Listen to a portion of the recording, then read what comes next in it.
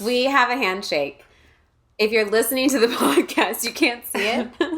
Yeah. But then you'll just have to find us on YouTube because it's worth watching. It's worth watching. Really it's cool. really good. Okay, here we go. Here we go.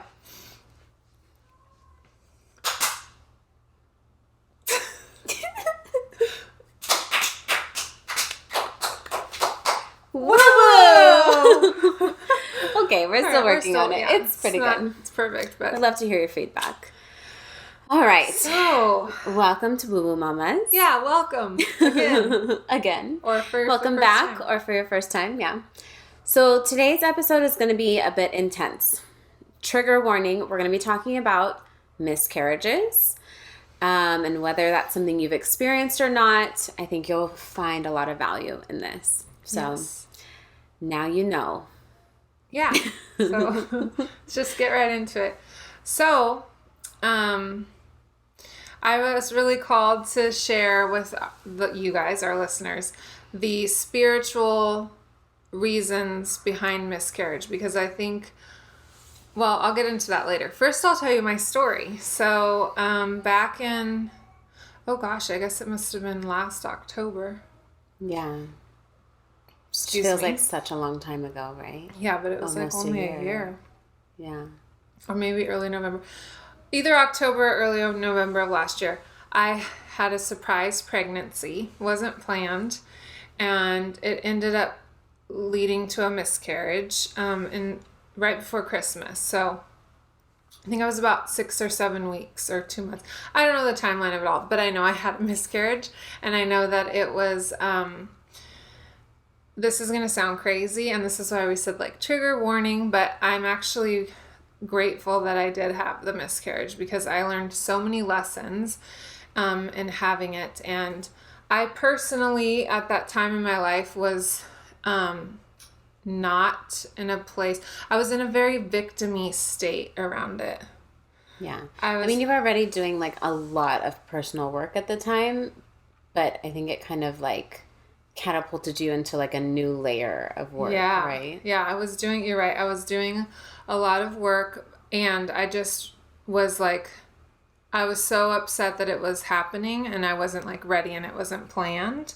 The pregnancy, you mean? Right. And I wasn't like really fully taking care of myself, and I was getting a lot of yeast infections. So I had already had a history with candida, which can come up as a symptom of reoccurring yeast infections. And I was, and that the root of that is being like feelings of victimhood, feelings of worthiness. And I was really struggling with, and we talk about this in another episode, but I was really struggling with the first trimester of like relaxing, and that I was like at home and I didn't feel good and I couldn't do much. And it was all about me. I never was like, oh, I have a baby. I was never like in that grateful space. Right. I did get there right before I had my miscarriage. I did finally realize like, oh my God, I'm so grateful. I kind of shifted into that space. And I know that not everyone has the experience of feeling like I just shared. I felt before having a miscarriage, but that's just like my personal experience with it. So there's like so many things and ways to look at this and to look at miscarriage. I think, there's a lot of shame around it in our culture, and it's not talked about enough or at all, really. Yeah. So that's why we wanted to hop on here and really share with you guys.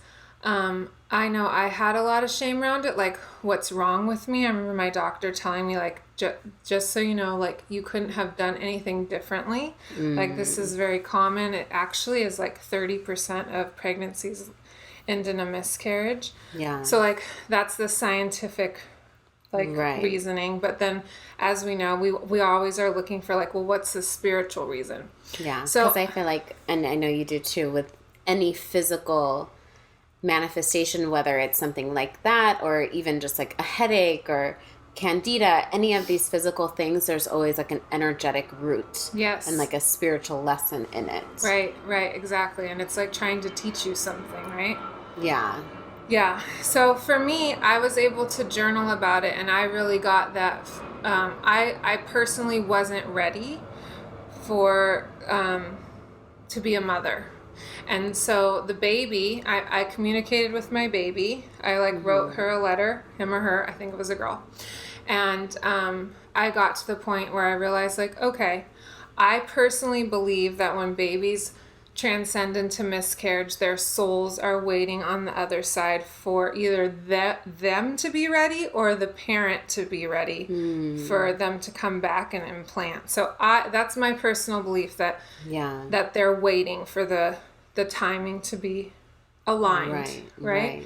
And I also know that there are some people and some, mostly in yogic traditions, that say that could be the case. And also another one could be that we don't know what karma is tied to different souls that want to implant. So some of them actually needed that lesson. They come and they're your soul, but they needed to have whatever lesson they learned in the womb, and then they transcend. So you're actually still giving them a gift. Yeah. By being there, by letting, having them be your womb mate. Yeah. For that period of time, because they're learning so much in the womb, and then that's their time to transcend. So a couple of different ways to kind of bring peace around it and know that there's nothing wrong with you. Yeah. That there's a reason behind everything. Everything's happening for us, and it's definitely challenging. There's a lot of emotions behind it. Right. But I think that knowing that if you believe that it's not that something's wrong with you and you can't hold a child, it's more of that it's not the time yet for that child to be with you, or it's not time for you to be a parent, and they're waiting, right? And then now I'm pregnant again. So I really truly believe that the soul was because I did a shit ton of work. I healed my candida. Yeah. I did a whole not that you have to do this, but my choice was to do a whole cleanse before I got pregnant, balancing my hormones and clearing out the candida. And I really felt ready. And I did a lot of work with myself on why I felt these feelings of victimhood and all these things. And so, that was probably what you really felt led, because of that was your lesson, right? That was your lesson that, okay, I need to prepare my body more. Yes. I need to do these certain things. Whereas for somebody else, it could be totally different. Right. But I guess what I've seen with a lot of people is that they do spiral into that place of feeling like there's something wrong with them. And then they take that feeling and that energy into their next pregnancy. Because I know there's a lot of women that struggle with having multiple miscarriages and not being able to, carry to term. Yeah. And I think a big part of that is that fear that there's something wrong with my body, there's something wrong with me, or, even feeling fear around why did the baby not want to come? Why did the soul not want to implant? Yeah. So, and probably so many other fears that can come up. So just realizing where are you carrying those same fears, because that's going to manifest in a similar situation, right? Oh my gosh, that's such a great point. As you're talking, I'm getting that. Yes, if you do hold on to that, there's something, you have one miscarriage and you're oh my gosh, there's something wrong with me, and you really want to have another baby, but you are still stuck in the fear of the miscarriage and the emotions of losing your first baby, then it's going to keep happening, right? Because we need to heal the wounds around it. Yeah, it's just like relationships. Yeah. Yeah, if you go into a relationship thinking, having beliefs that there's something wrong with you, or negative beliefs about men or something, oh my gosh, you're gonna keep attracting that same cycle. Yeah. So that's why I think it's so important to not only, look at your body and see okay, am I being called, for you it was to do a certain kind of cleanse. For somebody else it might be to prepare their bodies in another way. But even beyond that, it's the fears that we're holding around it that are, we're manifesting what we believe. So if you have these beliefs, that's going to become your reality, right? Yeah, absolutely. That's really a poignant, pertinent I don't know which word, guys, sorry. But either of those words. Either of those words, lesson. And that brings up another great point of like, I know there's so many like emotions behind miscarriage, and I know they happen in so many different ways. Like for me, it was our first ultrasound. The baby didn't have a heartbeat. I know that that's like common, and you're so excited, and then they're like, oh, the baby doesn't have a heartbeat. But some women. So for you got to the place of being excited. Yeah, I did get to the place of being excited. I got there for sure. Yeah. And then some women pass naturally. The baby, and there's different versions of it. But either way, it's so powerful to like look at what is the lesson in this for me. Yeah. Right. Like if you can journal it out, it's even more powerful, and really, like, because that gives you like clear knowing to move on, like from what we just talked about. Right. From like taking the trauma into keep trying to get pregnant, and it's going to keep leading to like miscarriages, I just want to say also, because you're going to have fears, right? Like even for me, this isn't something that I experienced, but I definitely had fear come up around miscarriage or around not doing the right things and causing any kind of harm to my baby. Yeah. Right. And because it's something that does happen often, like I think you said 30% of pregnancies, it's something that I think that a lot of us kind of like fear. And for me, part of the reason that I didn't announce it to my family and to my friends until a little bit later was because I just wanted to make sure, I didn't want to have to go through like the announcing of it and then having to like take it back. Totally. That's a really great point, because I did the same thing with the second pregnancy. I wanted to wait until it was safe to share with people, and I know a lot of people do that, and that's okay. Like, I think that's okay too. There's nothing wrong with it, but it is an interesting dynamic to look at, like the fear behind energy around like, let me make sure I'm okay, rather than let me keep this like our little secret for a while. Yeah. Right? Like it feels so different. Yeah. And I think that, it's definitely something that you can fear, and it, you can have fear around certain things. You don't have to be like perfect in order to carry to term or to manifest anything. It's just when these situations come up or when these obstacles present themselves, it's looking into what that lesson is. And it means, I believe that it means that that's because your soul is ready to learn that lesson. So it doesn't necessarily mean that if you have these fears, you're going to have a miscarriage. Right. Yeah. I feel you. Yeah. Yeah. Yeah. And I just also want to say, like,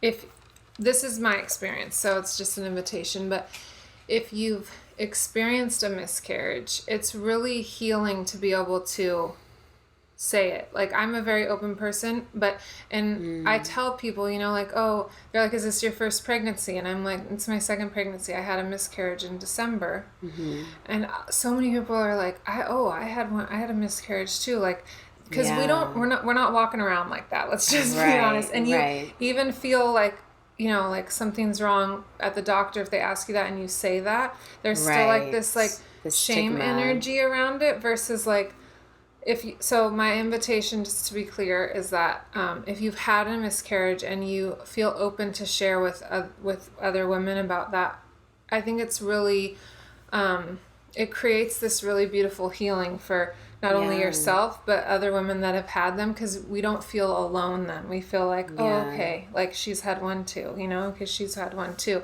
Right. And so many people have had them that I've recognized just from sharing mine, and people have had multiples, and then that was actually a beautiful thing. The nurse, I did have to have a DNC, which I had to do some clearing around, because... What is that? So you have the option of passing naturally, or you have the option of getting a DNC, which is when it's pretty graphic, but just vacuum everything out of your womb. And I chose to get the DNC, and because I just wanted to complete it. And the nurse at the surgery center was like, oh, I had 3 miscarriages and then I have 3 kids now. Like she had 3 miscarriages back to back, and then she had 3 healthy, beautiful babies, you know? So I think we each have our own, that's another spiritual lesson in all this. Like we each have our own, I kind of mentioned it already, but our own like destiny and our own journey here on this planet for this lifetime, where we have these certain lessons that we need to learn. I know I'm stronger now because of the miscarriage that I did have, you know. I'm looking at like what were the lessons and where can I heal this fear. And so we wanted to share this with you guys because we really want to have you guys have an access to a healing point around miscarriage. And another thing that's like coming into me right now that I want to say is, if you have had a miscarriage and you're really struggling with like the energetics around it, and you are trying to get pregnant and you're struggling getting pregnant again, please go see a healer, like a Reiki master or any Reiki person. Doesn't have to be a master, or even like a lot of acupuncturists do like what's it called? Fertility? Yeah, they work with fertility. But it's so important to cleanse the energy out of your body around that, because everything is energy. So I think a lot of people, they're holding on to, and even if you haven't had a miscarriage, but you are finding that it's a struggle for you. I don't like that word struggle. It's you're coming up against road. Yeah, it might feel like a struggle. Like it's challenging for you to get pregnant. Go see, we both do Reiki, so we know, like, go see someone that does Reiki, because it will cleanse your body and soul, and you will be able to, they will talk you through it, and you will have a different energy space around getting pregnant. Yeah, and help to bring awareness around maybe what the lesson is if you're not sure for you, what you're being led to learn at that time. Yeah, that's an epic tip. I know I gave myself a lot of Reiki to get through all the lessons, and I sent it to my baby's past soul. And if you've never journaled before, that would be a really healing thing to do as well, is to just journal out all your emotions about it and write a letter to the baby. And that's really healing as well. So okay, so let me also ask you, with having an unplanned pregnancy in the beginning, do you feel like there was lessons around that happening for you? While it was happening? Like just the unplanned pregnancy.